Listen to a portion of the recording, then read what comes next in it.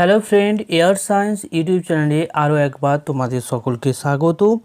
তো আজকে আমরা মাধ্যমিক ভৌত বিজ্ঞানের তাপীয় ঘটনা সংগ্রহের দ্বিতীয় পর্ব নিয়ে হাজির হয়েছি, যেখানে আমরা জানব তরলের তাপীয় প্রসারণ সম্পর্কে।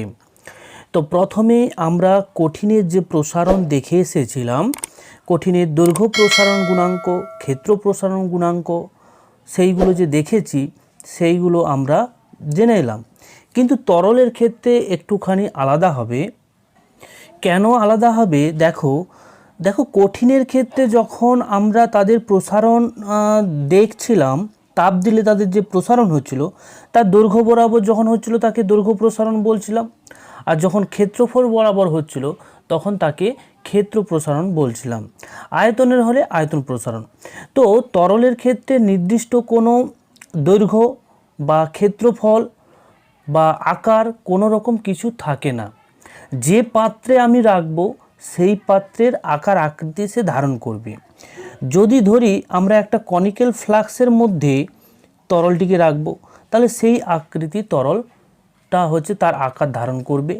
যদি আমি মনে করি যে একটা বিকারের মধ্যে রাখবো, তাহলে বিকারের আকৃতি সে ধারণ করবে। অর্থাৎ এখান থেকে আমরা কি বলতে পারি যে তরলের নির্দিষ্ট কোনো দৈর্ঘ্য প্রস্থ বা তাদের যে ক্ষেত্রফল বা তাদের আকৃতি কোনো কিছুই থাকবে না, থাকবে কেবলমাত্রই আয়তন। কি থাকবে? একটা নির্দিষ্ট আয়তন থাকবে তরলের। ঠিক আছে? তো সেই দিক থেকে দেখতে গেলে যেহেতু দৈর্ঘ্য নেই, তাহলে দৈর্ঘ্য প্রসারণ গুণাঙ্কের প্রশ্নই আসবে না, অর্থহীন হয়ে যাবে। ক্ষেত্রফল নির্দিষ্ট নেই, তাহলে ক্ষেত্রফলেরও প্রসারণ জিনিসটা হচ্ছে অর্থহীন। শুধুমাত্র আয়তন থাকার জন্য আয়তন প্রসারণ গুণাঙ্কটাই আমরা জানব। তো এই আয়তন প্রসারণ যে গুণাঙ্ক বা আয়তন প্রসারণ, এই আয়তন প্রসারণ কিন্তু শুধুমাত্র জলকে নিয়ে করা যায় না। জলকে একটা নির্দিষ্ট পাত্রে নিতে হয়। ঠিক আছে? একটা নির্দিষ্ট পাত্র, সেই পাত্রে রেখে তাকে প্রসারণ ঘটাতে হয়। সেই ক্ষেত্রেও কিন্তু আমরা দুই ধরনের প্রসারণ দেখব। ঠিক আছে?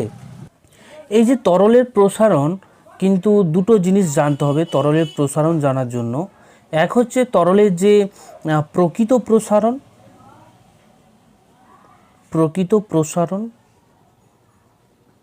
দুই হচ্ছে আপাত প্রসারণ। ঠিক আছে? এই দুটো প্রসারণ সম্পর্কে আমাদের বিস্তারিত জানতে হবে। তো এই দুটো বিষয়ে জানতে গেলে আমাদের কিন্তু একটা পরীক্ষা করে তোমাদের কাছে আমি তুলে ধরছি, যেটা হচ্ছে করলে তোমরা বুঝতে পারবে আপাত প্রসারণটা কি তরলের ক্ষেত্রে, আর তরলের প্রকৃত প্রসারণ জিনিসটা কি সেটা তোমরা ক্লিয়ার বুঝতে পারবে। কেমন? দেখো, পরীক্ষাটা করার জন্য আমরা কি করলাম, একটা হচ্ছে বিকার নিলাম বড়, সেই বিকারটাতে গরম জল রাখলাম, উত্তপ্ত গরম জল, আর তার মধ্যে একটা কনিক্যাল ফ্লাস্কের মধ্যে ঢোকানো একটা পাইপ রাখা আছে। এইটা হচ্ছে এই ঢোকানো পাইপ, যার মধ্য দিয়ে তরলের প্রসারণ ঘটলে তা উপরের দিকে লেভেলে যাবে, অর্থাৎ উপরের দিকে জলস্তর উঠে যাবে প্রসারণ হলে। ঠিক আছে? আর তার পাশে একটা স্কেল রাখানো আছে, যে স্কেলের দ্বারা আমরা বুঝতে পারবো যে প্রাথমিক অবস্থায় একটা নির্দিষ্ট লেভেল পর্যন্ত রাখবো জল, তারপর উত্তপ্ত করলে কি ঘটনা হবে সেইগুলো আমরা দেখব এই স্কেলের দ্বারা। ঠিক আছে? এই অবস্থাতে আমরা যে জিনিসগুলো জেনে আসছি, যে জল যখন এইখানে গরম জল থাকছে, তার থেকে তাপটা কি হবে, এই যে ফ্লাক্সে থাকা যে জল, এখানে আমরা কি করেছি, রঙিন জল রেখেছি। ঠিক আছে? রঙিন জলটা দেওয়ার কারণটা কি? কারণ দেখো, দুটো যদি তরল জল হিসেবে নিই তাহলে আমরা চিহ্নিতকরণ করতে পারবো না, তাই আমরা রঙিন জল নিয়েছি, যাতে আমরা স্পষ্ট স্কেলে আমরা মাপতে পারি তার প্রাথমিক রিডিংগুলো। ঠিক আছে? বা অন্তিম রিডিংগুলো কতটা বৃদ্ধি পেল তা জানার জন্য। তো এই অবস্থায় রেখে দিয়ে আমরা প্রাথমিক যে লেভেল, সেই লেভেলটা আমরা ধরে নিচ্ছি এই বি। ঠিক আছে? এই বি অংশটাকে আমরা ধরে, বি না, এটাকে আমরা এ ধরছি। ঠিক আছে? প্রাথমিক যে অবস্থান জলের, সেই অবস্থানটাকে আমরা প্রথমে ধরে নিলাম বি। ঠিক আছে?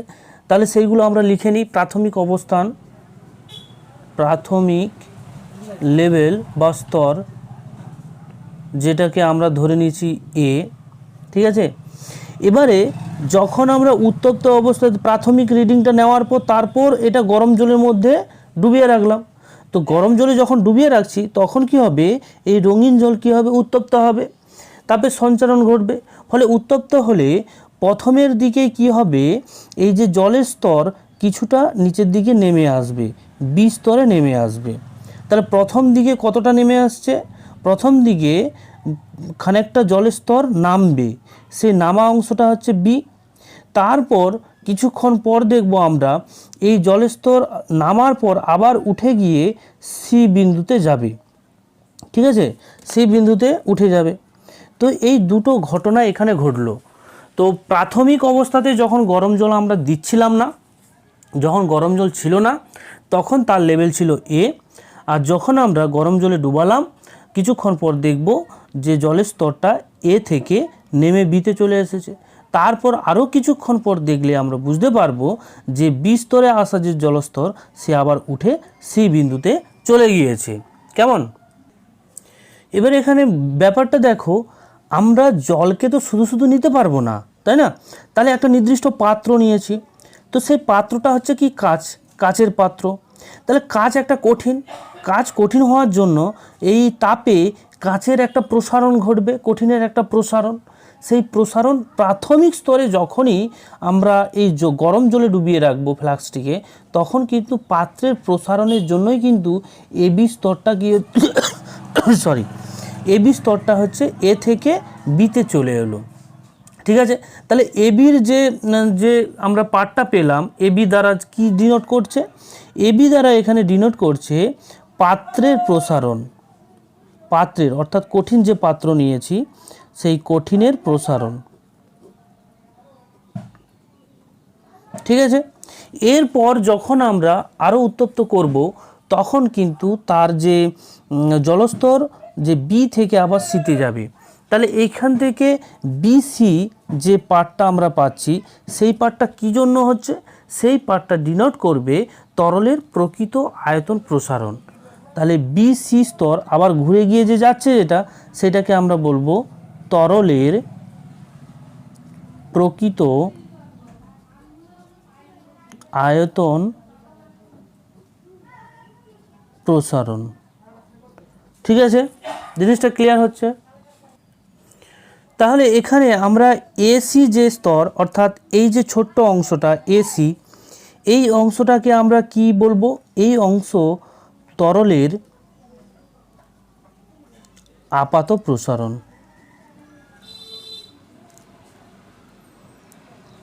ঠিক আছে। তাহলে আমরা এবি স্তরটাকে কি বললাম, পাত্রের অর্থাৎ কঠিনের যে প্রসারণ, কাচের যে প্রসারণ। আর বিসিকে বলবো আমরা তরলের প্রকৃত প্রসারণ, আর এই যে এসি এটাকে বলবো আপাত প্রসারণ। তাহলে আমরা যদি বলি যে তরলের প্রকৃত প্রসারণ সমান কি বলতে পারি, প্রকৃত প্রসারণ সমান আমরা বলবো যে তরলের যে আপাত প্রসারণ, অর্থাৎ আমরা প্রকৃত প্রসারণে কি পাচ্ছিলাম, বিসি, বিসি বলতে এখানে কি এ বি প্লাস এসি, তাই তো। আর এ বি প্লাস এসি, তাহলে এবিটা কি, এবিটা হচ্ছে তরলের পাত্রের প্রসারণ, পাত্রের প্রসারণ, ক্লিয়ার। আর এসি হচ্ছে তরলের আপাত প্রসারণ, ঠিক আছে। তাহলে আমরা তরলের প্রকৃত প্রসারণটা কি পাচ্ছি, তরলের প্রকৃত প্রসারণ সমান আমরা বলবো পাত্রের প্রসারণ, অর্থাৎ কঠিন যে পাত্রটা নিয়েছে কাচের তার প্রসারণ, তার সাথে তরলের আপাত প্রসারণ যোগ করলে যেটা পাবো সেটা হবে তরলের প্রকৃত প্রসারণ। যদি আমরা বলি যে এখান থেকে তরলের আপাত প্রসারণটা কত হবে সেটা বের করো, তাহলে তরলের আপাত প্রসারণ হয়ে যাবে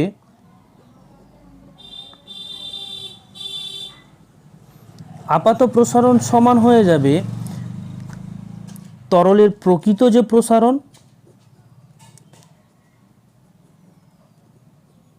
তার থেকে যদি আমরা পাত্রের প্রসারণটাকে বিয়োগ করে দিই, অর্থাৎ সাবস্ট্রেট করে দিই তাহলেই কিন্তু আমরা আপাত প্রসারণটা পেয়ে যাব।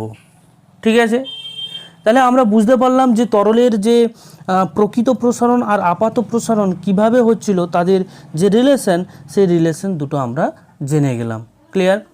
এরপর আমরা তরলের যে প্রসারণ সম্পর্কিত যে গুণাঙ্ক, সেই গুণাঙ্ক সম্পর্কে চলে যাই। তরলের প্রসারণ গুণাঙ্ক দুই প্রকার হয়। এক নাম্বার যেটা হচ্ছে আপাত প্রসারণ গুণাঙ্ক,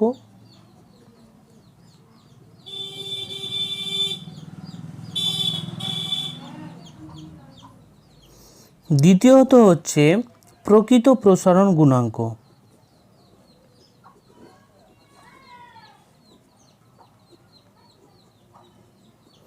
ঠিক আছে, এই দুটো বিষয়ে আমরা ক্লিয়ার, তাদের রাশিমালা সহ, তাদের একক সহ আমরা আলোচনা করব। তাহলে তরলের আপাত প্রসারণ গুণাঙ্কের যে সংজ্ঞা, সেটা আমি আগে থেকে লিখে নিলাম, কারণ তোমাদের কম সময়ের মধ্যে জিনিসটা বুঝিয়ে দিতে হবে। তো প্রতি ডিগ্রি উষ্ণতা বৃদ্ধির জন্য কোনো তরলের একক আয়তনে যে আপাত প্রসারণ হবে, একক আয়তনে যে আপাত প্রসারণ হবে তাকে ওই তরলের আপাত প্রসারণ গুণাঙ্ক বলবো। ঠিক আছে, আবার যদি আমরা তরলের প্রকৃত প্রসারণ গুণাঙ্কের কথা বলি, তাহলে সংজ্ঞাটা ঠিক একই রকমই হবে। প্রতি ডিগ্রি উষ্ণতা বৃদ্ধির জন্য কোনো তরলের একক আয়তনে যে এখানে প্রকৃত প্রসারণ হবে, প্রকৃত প্রসারণের ক্ষেত্রে প্রকৃত প্রসারণ হবে, বাকি সমস্ত কিছুই একই রকম হবে। সংজ্ঞাটা আমি লিখে দিচ্ছি, জিনিসটা একটু দেখে নাও। দেখো, তরলের প্রকৃত প্রসারণে একই রকম লিখেছি, প্রতি ডিগ্রি উষ্ণতা বৃদ্ধির জন্য কোনো তরলের একক আয়তনে যে পরিমাণ প্রকৃত প্রসারণ হয় তাকে আমরা প্রকৃত প্রসারণ গুণাঙ্ক বলবো। এবারে দুটোকে পাশাপাশি লেখার একটাই কারণ তোমাদের সংজ্ঞাটা যদি বলে দেয় তাহলে তা লিখতে সুবিধা হবে। দেখো, এখানে আপাত প্রসারণ আর এখানে হইবে প্রকৃত প্রসারণ, বাকি এ টু জেড একই রকম থাকবে, কোনো সমস্যা নেই। এদের গাণিতিক রূপটাও কিন্তু একই রকম, শুধুমাত্র কয়েকটা জায়গায় পরিবর্তন হবে, সেইগুলো আমি দেখিয়ে দিচ্ছি। দেখো, গাণিতিক রূপটাও আমরা করে দিচ্ছি এখানে। তো T1 ডিগ্রি সেন্টিগ্রেড উষ্ণতায় আয়তন হচ্ছে V1, T2 ডিগ্রি সেন্টিগ্রেড উষ্ণতায় আয়তন হচ্ছে V2। এখানে T2টা গ্রেটার দেন T1, অর্থাৎ T2টা বেশি উষ্ণতা আর T1-এর থেকে। ঠিক আছে, তো আয়তনের প্রসারণ হওয়ার জন্য V2 গ্রেটার দেন V1 হবে। ঠিক আছে, যদি আমরা তরলের আপাত প্রসারণের কথা বলি, তাহলে আপাত প্রসারণের কথা যখন বলবো, তাহলে আপাত প্রসারণ গুণাঙ্কের কথা আসবে। তাহলে তরলের যে আপাত প্রসারণ গুণাঙ্ক, যেটাকে আমরা ডিনোট করব গামা এ দ্বারা। ঠিক আছে, তো গামা এ সমান তখন হয়ে যাবে এখানে আপাত প্রসারণ, আপাত আয়তন বৃদ্ধি বা প্রসারণ, ঠিক আছে, ডিভাইডেড বাই কী করে দেবো, প্রাথমিক আয়তন ইন্টু উষ্ণতার বৃদ্ধি।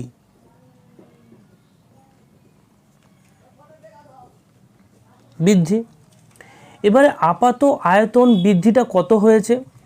আপাত আয়তন বৃদ্ধিটা হয়েছে আমাদের V2 মাইনাস V1, আর প্রাথমিক যে আয়তন ছিল V1, উষ্ণতার পরিবর্তন T2 মাইনাস T1।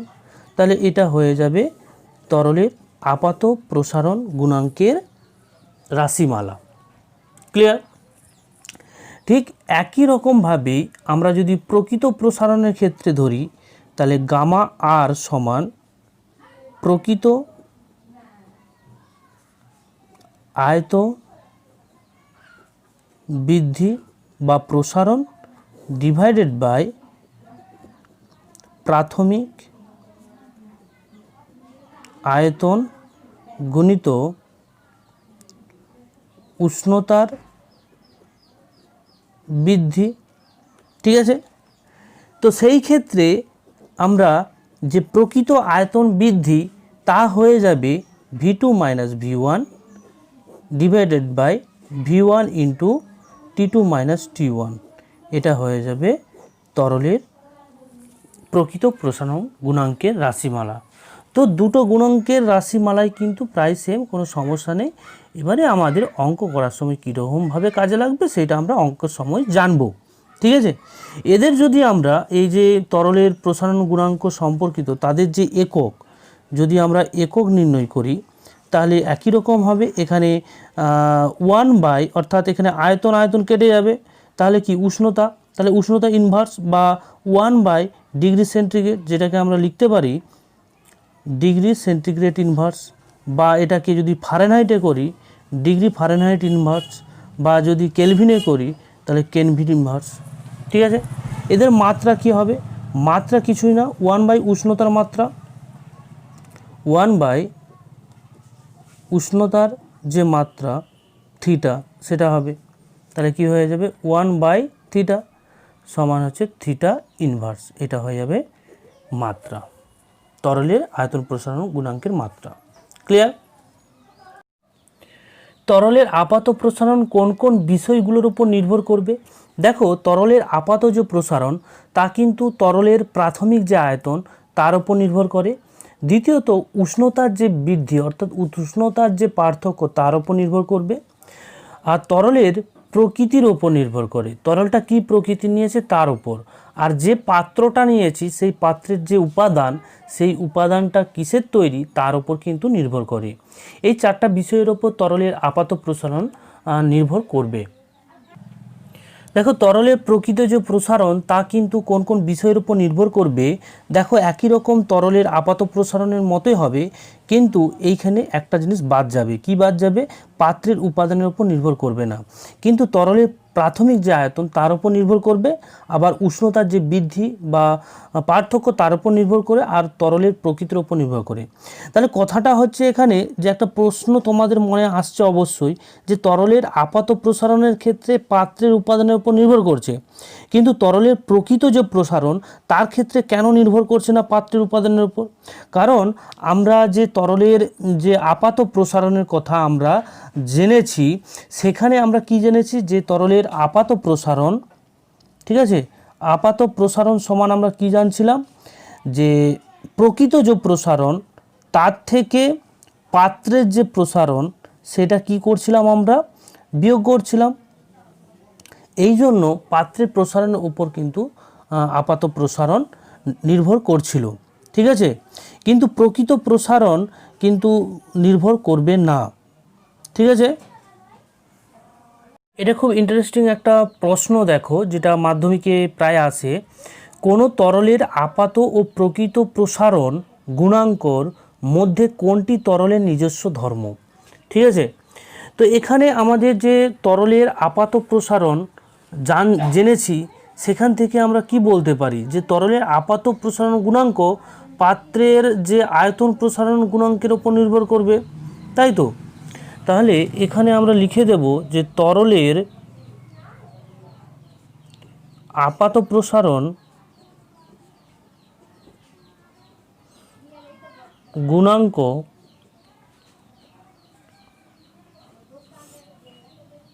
পাত্রের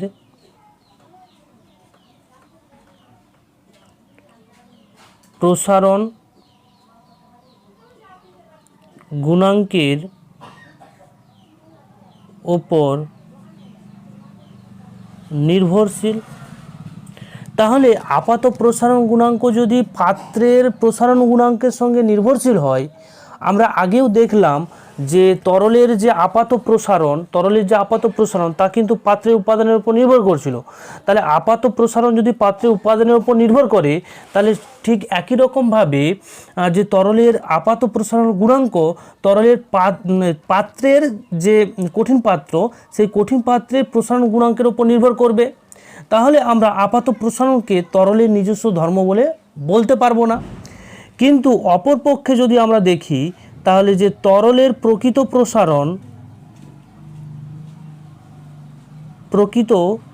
প্রসারণ তা কিন্তু তরলের নিজস্ব ধর্ম, এ কিন্তু কারো উপর নির্ভর করবে না, অর্থাৎ পাত্রের যে প্রসারণ গুণাঙ্ক তার উপর নির্ভর করে না, ঠিক আছে। তো যদি তোমাদের বলে যে কোনো তরলের আপাত ও প্রকৃত প্রসারণ গুণাঙ্কের মধ্যে কোনটি তার নিজস্ব ধর্ম, তাহলে তোমরা সেটা বলতে পারবে।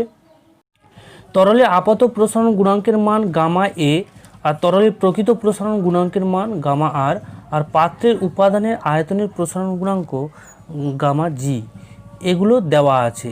এদের মধ্যে সম্পর্কটা আমাদের কি হবে? আমরা যে সম্পর্কটা জেনে এসেছি যে তরলের প্রকৃত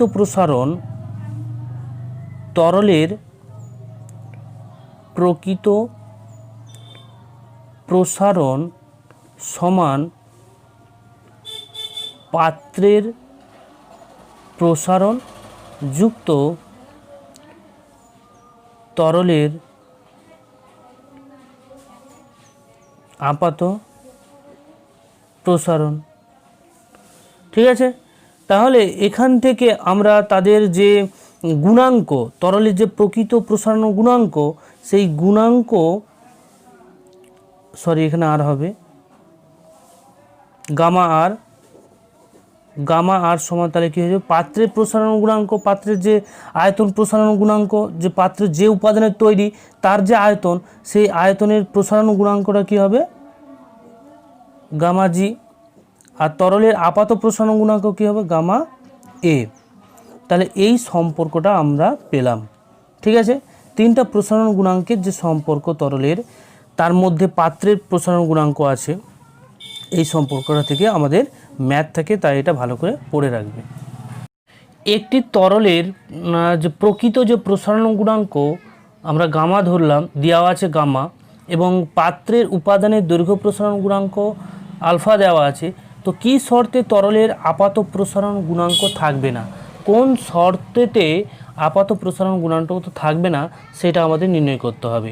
তাহলে পাত্রের আয়তনের প্রসারণ গুণাঙ্ক যেটা দেওয়া আছে আমরা সেটা বের করব। পাত্রের আয়তনের প্রসারণ গুণাঙ্ক কি হবে? দেখো, প্রসারণ গুণাঙ্ক যেটা আমরা গামা জি ধরে নিলাম, তো গামা জি সমান কি হয়? এখানে দৈর্ঘ্য প্রসারণ গুণাঙ্ক দেওয়া আছে, তাহলে পাত্রের ক্ষেত্রে তাদের আয়তন মানে কি? তিনটে দৈর্ঘ্য গুণিত প্রস্থ গুণিত উচ্চতা, তাহলে সবকটাই দৈর্ঘ্যের একটা গুণাঙ্ক, তাহলে সেই দৈর্ঘ্যের গুণাঙ্ক তাহলে 3 হবে, তাহলে 3 দিয়ে গুণ হবে 3 আলফা। ঠিক আছে, এরপর আমরা তরলের যে আপাত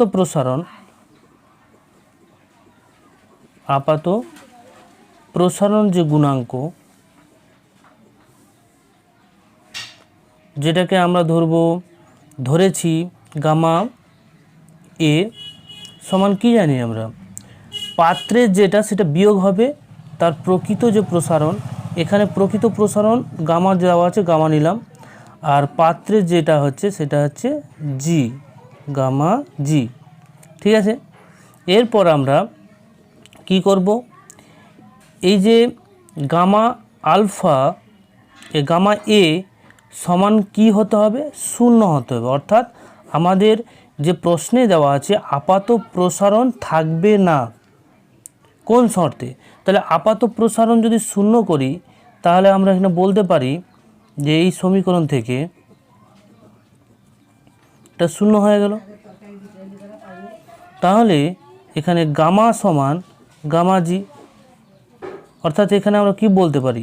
যে যে তরলের যে আপাত প্রসারণ গুণাঙ্ক থাকবে না একটা শর্তেই, যখন তরলের প্রকৃত যে প্রসারণ গুণাঙ্ক, সেই প্রকৃত প্রসারণ গুণাঙ্ক যখন পাত্রের যে উপাদানের আয়তনের প্রসারণ গুণাঙ্ক তার সঙ্গে যখন সমান হবে, তখন সেই শর্তেই কিন্তু আপাত প্রসারণ গুণাঙ্ক থাকবে না। ঠিক আছে, তো এইখান থেকে আমরা পেয়ে যাব গামা সমান, এখানে দেখো এর মানটা আমরা এখানে বের করেছিলাম, সেই মানটা আমরা বসিয়ে দেব 3 আলফা। ঠিক আছে, বোঝা গেল? তাহলে যখন তরলের প্রকৃত প্রসারণ গুণাঙ্ক সমান 3 গুণিত দৈর্ঘ্য প্রসারণ গুণাঙ্ক হবে, তখন কিন্তু আপাত প্রসারণ থাকবে না। বোঝা গেল?